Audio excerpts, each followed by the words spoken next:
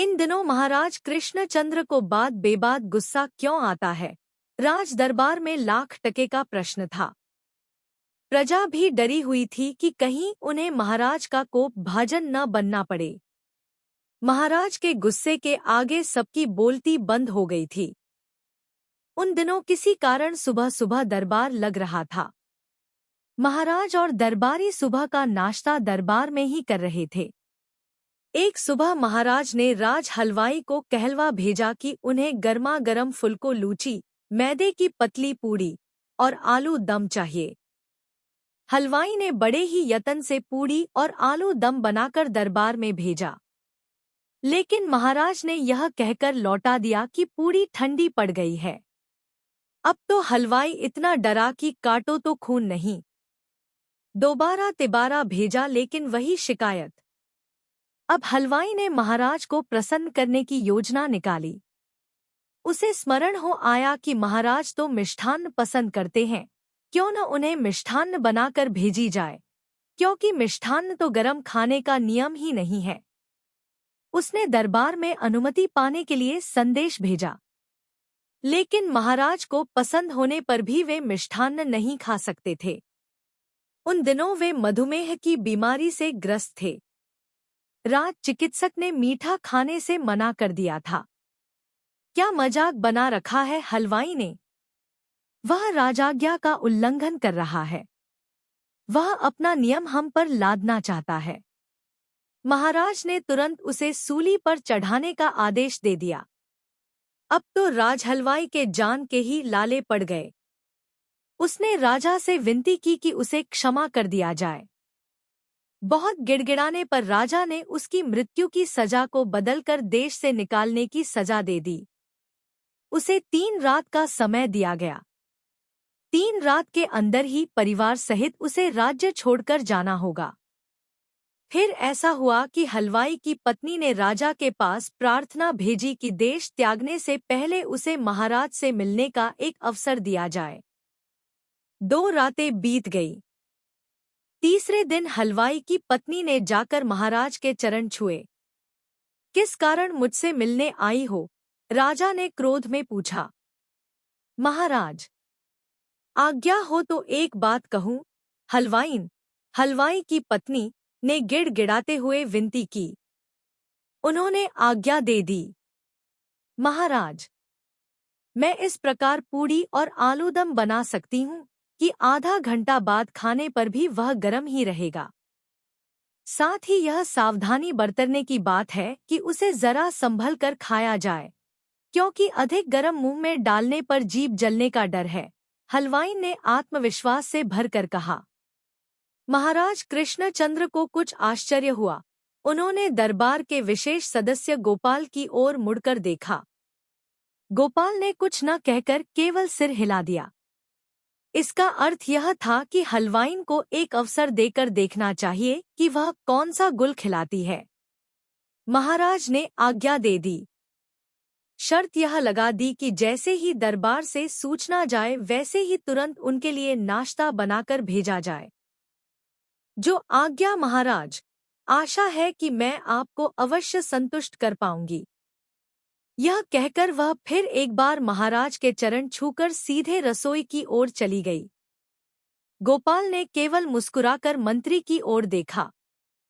सबसे पहले मैं चखकर देखूंगा कि वह खाद्य सामग्री महाराज के खाने योग्य है भी या नहीं। मंत्री जी ने गोपाल की चुप्पी को आड़े हाथों लेते हुए कहा। इस बार भी गोपाल चुप ही रहे। गोपाल की चुप्पी को मंत्री अपनी हेठी समझने लगा। वह मिर्च मसाले सा जलकर दांत किटकिटाता रहा और गोपाल मुस्कुराता रहा। हलवाई ने राजा के रसोइये को बुला भेजा और मैदा सान कर उससे पतली और छोटी पुड़िया बेलने को कहा। हलवाई तो इतना डरा हुआ था कि उसके हाथ पैर सुन्न पड़ने की परिस्थिति आ गई। अब हलवाई ने आलूदम कुछ सूखा हुआ सा बनाया। फिर उसने उन्हीं बेली गई कच्ची पुड़ियों में आलू दम के पूर भर भरकर बड़े बड़े पान के बीड़े जैसी बड़िया बनाने लगी।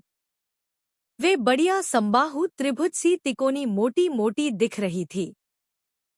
रसोइया भी कम डरा हुआ न था। वह भी कांपने लगा था यह सोचकर कि न जाने आगे क्या हो। हलवाई को तो हलवाइन का साहस देखकर चक्कर आने लगे थे। अब रसोइया और हलवाई जितना डरे हलवाइन उतना ही उनका मजाक बनाए। उसे पूरा विश्वास था कि वह अवश्य सफल होगी। राजा जी की आज्ञा आते ही हलवाइन ने पहले समबाहु त्रिभुज की आकृति वाले पान के बीड़े नुमा आलू दम भरे हुए पुड़ियों को खौलते घी में डाल दिया। छनन छन छनन छन पूड़ी की बड़ी बड़ी तिकोनी बड़ियां अपनी नाच दिखाने लगी। वे जितनी बड़ी बनी थी उससे भी बड़ी मोटी मोटी बन गई। यह देख हलवाई और रसोइया दोनों के चेहरों पर प्रसन्नता की रेखाएं खींच गईं। हलवाई ने वैसी ही 10 बीड़े नुमा पुड़िया बना डाली। अब महाराज के सामने उन्हें परोसना था। हलवाई और रसोइये ने पहले ही इनकार कर दिया कि वे इस कार्य में सहयोग नहीं कर सकते। एक बड़ी सी थाली में उन्हें सजाकर हलवाई स्वयं ही दरबार में ले गई। महाराज ने जब उन्हें देखा तो उनकी आंखें फटी की फटी रह गईं। इनका नाम क्या है? खाने से पहले इनके नाम भी तो जान लूं, महाराज ने मुस्कुराकर पूछा। इनके नाम संभुजा हैं। इसे धीरे धीरे मजे से चबा चबा कर पूरा स्वाद लेते हुए खाए। कदापि एक ही बार में मुंह में न डालें, नहीं तो जीभ जल जाएगी, हलवाई ने पूरे आत्मविश्वास से भरकर कहा। नियमानुसार पहले मंत्री जी को चखना था। उन्होंने हलवाइन की बातों को नहीं माना और पूरा का पूरा संभुजा एक बारगी मुंह में ठूंस लिया। अरे यह क्या! मंत्री जी का मुंह तो खुला का खुला रह गया। गरम इतना कि मुंह के सामने हाथ ले जाकर पंखा करने लगे। महाराज तो मंत्री की हालत देखकर ठठाकर हंस पड़े। फिर उन्होंने बड़ी सावधानी से एक संभुजा को तोड़कर उसका छोटा सा टुकड़ा मुंह में डाला। अब तो दृश्य यह था कि महाराज इधर-उधर बिना देखे एक के बाद एक का स्वाद लेने लगे। मंत्री ने किसी तरह पूरा बीड़ा निगलकर ठंडा पानी मंगवा लिया। ऐसे समय पर हलवाइन उन्हें कुछ कहती कि गोपाल ने इशारे से मना कर दिया। उसने अब कुछ पूछने का साहस नहीं किया। दरबारियों की आंखें एक बार महाराज की ओर घूम जाती तो दूसरी बार साहसी हलवाइन की ओर। महाराज ने खा खाकर कुछ भी न कहा। उन्होंने केवल यह किया कि अपने गले से मोतियों की 3-3 लड़ियां निकाली और हलवाइन के गले में डाल दी। तब तक राज रसोई तक सूचना पहुंच गई कि महाराज बहुत प्रसन्न है। हलवाइन और 50 संभुजा छान कर ले आई। संभुजा खाने का जो दौर चला तो गोपाल जीभ लपेट कर मुंह बना बनाकर संभुजा खाने लगा। उधर मंत्री जी का लाल पीला चेहरा देखने लायक था। वे केवल सबको आंखें फाड़ फाड़ कर देखने लगे। इस पर इधर मंत्री जी की जग हंसाई खूब होने लगी तो उधर हलवाइन की बड़ाई के पुल बांधे जाने लगे।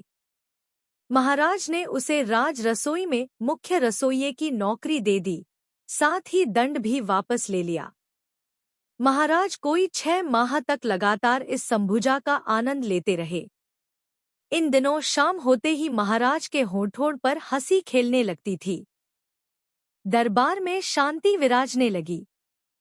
जनता ने चैन की सांस ली। यह बात लगभग 250 वर्ष पुरानी है। उन्हीं दिनों कलिंग प्रदेश, वर्तमान ओडिशा राज्य में गिरधारी बेहरा नामक एक हलवाई अपनी धर्मपत्नी धरित्री देवी के साथ बंगाल के कृष्णानगर राज्य के राज दरबार में आए थे। उन्हें महाराज ने राज हलवाई के रूप में अपनी सेवा में रख लिया था। गोपाल ने भी धरित्री देवी का लोहा मान लिया। उसने भी धरित्री देवी के सम्मान में बड़ाई के पुल बांध दिए। हलवाइन की संभुजा ही बाद में चलकर समोसा या सिंघाड़ा नाम से प्रसिद्ध हो गया। लेकिन यह दुहक की बात है कि धरित्री देवी का नाम काल के गाल में समा गया, जबकि हमारे गाल में अगर सिंघाड़ा या समोसा हो तो क्या कहने। अब आपसे यह पूछा जाए कि समोसे की माँ या आविष्कारक कौन है तो आपका उत्तर क्या होगा? कमेंट में जरूर बताएं।